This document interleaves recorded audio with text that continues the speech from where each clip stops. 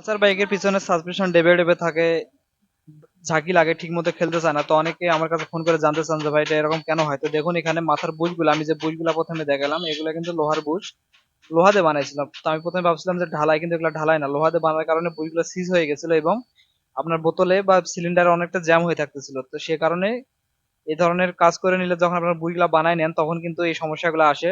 Suspension ঠিক মতো খেলবে না, জ্যাম হয়ে থাকে এবং হ্যান্ডেল কাঁপে, বিভিন্ন ধরনের সমস্যা দেখা যায়, সিল বারবার কেটে যায়, এই ধরনের অনেক সমস্যা আসতে পারে। তো আপনারা যখনই সাসপেনশনের কাজ করাবেন পালসার বাইকের বিশেষ করে, তখন আপনাদের সাসপেনশনের যে বুশগুলো আছে এগুলো তৈরি করে নিলে কিন্তু হবে না। তৈরি করলে পিতল দিয়ে তৈরি করলে হবে, তাছাড়া অন্য কোনো মেটাল দিয়ে তৈরি করলে হবে না, সেক্ষেত্রে অ্যাকুরেট হবে না। তো কি করবেন, আপনারা নতুন বুশ কিনতে পাবেন। আমি যে বুশগুলো দেখালাম এগুলো কিন্তু অরিজিনাল বুশ কিনতে পাওয়া যায়।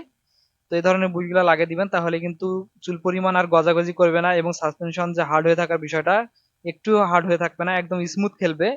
মানে সামান্য ঝাঁকিতেই সাসপেনশন খেলবে, তখন আর হাতে আসে লাগবে না। তো দেখতে পাচ্ছেন কাস্টমার করে দিলাম, একদম অ্যাকুরেট আছে। তো অবশ্যই আপনারা এই বুশগুলা নতুন অরিজিনাল বুশ কিনে লাগাবেন, সেক্ষেত্রে পারফরমেন্স ভালো পাবেন, কোনো সমস্যা আর আসবে না।